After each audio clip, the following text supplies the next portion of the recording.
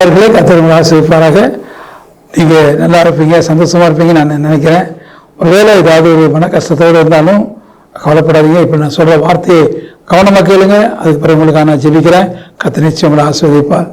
ஏசாயாவின் புத்தகம் 30ஆம் அதிகாரத்தில் 18ஆம் வசனம் சொல்லுகிறது, ஆனாலும் உங்களுக்கு இறங்கும்படி கர்த்தர் காத்திருப்பார், உங்கள் மேல் மனதிறங்கும்படி எழுந்திருப்பார். கர்த்தர் நீதி செய்கிற தேவன், அவருக்கு காத்திருக்கிற அனைவரும் பாக்கியவான்கள். Praise the Lord. எவ்வளவு அருமையான வார்த்தை பாருங்க. அது சொல்றாரு, கர்த்தர் உங்களுக்கு இறங்கும்படி காத்திருப்பார், உங்கள் மேல் மனதிறங்கும்படி அவர் எழுந்திருப்பார்.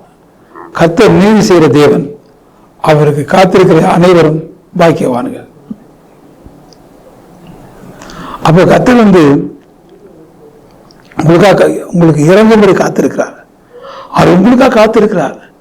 நீங்க அவருக்காக காத்திருக்கிறீங்களா? அவரு உங்களுக்காக காத்திருக்கிறாரா? என்ன சந்தோஷம் பாருங்க. வானத்தை பூமி படைத்து சகலத்தை உண்டாக்கின சர்வவல்லமை உள்ள தேவன் உங்களுக்காக காத்திருக்கிறார். உங்க தாய் உங்களுக்காக காத்திருக்காம போயிருக்கலாம், உங்க குடும்பம் கணவன் மனைவி உங்களுக்காக காத்திருக்காம போயிருக்கலாம், அல்லது உங்க பிள்ளைகள் உங்களுக்காக காத்திருக்காம போயிருக்கலாம். ஆனா ஒருவர் உங்களுக்காக காத்திருக்கிறார். அவர் தான் ஆண்டவர் இயேசு. அவர் தான் ஆண்டவர் இயேசு. அவர் சொல்றாரு பாருங்க, உங்கள் மேல் மனதிறங்கும்படி அவர் எழுந்திருப்பார், உங்களுக்கு இறங்கும்படி அவர் காத்திருக்கிறார். உங்களுக்கு இறங்குவார், உங்களுக்கு இறங்குவார். கவலைப்படாதீங்க. அன்றைய இறக்கம் இருக்குது. அவர் இறக்கத்தில் ஐஸ்வர்யம் உள்ள தேவன். அவருக்கு உங்களுக்கு இறங்கும்படி அவர் காத்திருக்கிறார். நிச்சயமா அவர் உங்களுக்கு அற்புதம் செய்வார். அவர் இறக்கத்தினால, உங்க நீதி அல்ல உங்க தகுதி இல்லை, அவர் இறக்கத்தினார். இரண்டாவது, உங்கள் மேல் மனதிறங்கும்படி எழுந்திருப்பார், உங்கள் மேல் கட்டாயம் மனதிருக்குவார். அவர் மனதிற்கும் உள்ள தேவன், மனதிற்கும் உள்ள தேவன். அன்பான நேயர்களே, அவர் மனதிற்கும் அளவிட முடியாது. அவர் மனதிற்கு கண்களை திறந்தார், குஷ்டத்தை சுகமாக்கினார், அவர் மனதிற்கு அற்புதங்களை செய்தார். அவர் நீதி செய்கிற தேவன். அவர் காத்திருக்கிற அனைவரும் பாக்கியவான்கள். அவருக்கு நீதி செய்வார். இந்த காலத்தில் நீதியெல்லாம் எடுக்கலாம் போச்சு அப்படின்னு யோசிக்கலாம். ஆனால் உங்களுக்கு நீதி செய்கிற ஒரு தேவன் இதோ இருக்கிறார். அவரை பற்றி பிடித்துக் கொள்ளுங்க.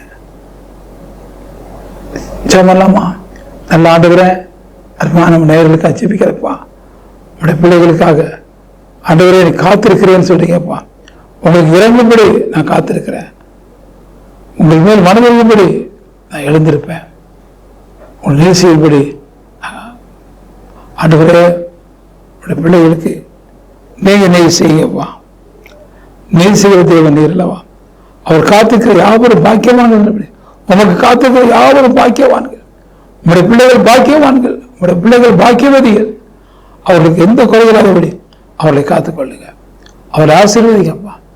கத்திரை காத்திருக்கிற ஒரு காலம் வைக்கப்பட்டு போனதில்லை. கத்திரை காத்திருக்கிறவர்கள் புதுபல் அடைந்து கழுகளை போல செட்டை எடுத்து எழுப்பான்னு பார்க்குறோம். ஆனால் அதே சேர்ந்து நீர் எங்களுக்காக காத்திருக்கீங்களே, அது எவ்வளோ பெரிய சந்தோஷப்பா. நீர் எங்களுக்காக காத்திருக்கீங்களே, எவ்வளோ பெரிய சந்தோஷம். உடைய பிள்ளைகளை ஆசீர்வதியும் ஆண்டவரே. உடைய பிள்ளைக்கு இரக்கம் செய்யும், உடைய பிள்ளைக்கு நீதி செய்யும், உடைய பிள்ளைகளை மேம்படுத்தும். இயேசுவின் நாமத்தில் ஜெபிக்க நல்ல பிதாவே, ஆமென், ஆமென். பிள்ளைகளே, தேவன் உங்களை ஆசீர்வதிப்பாராக. தொடர்ந்து நிகழ்ச்சியை பாருங்க. மீண்டும் நம்ம அடுத்த நிகழ்ச்சி சந்திக்கலாம். அதுவரை தேவ சமாதானம் உங்களோடு இருப்பதாக. ஆமென், ஆமென்.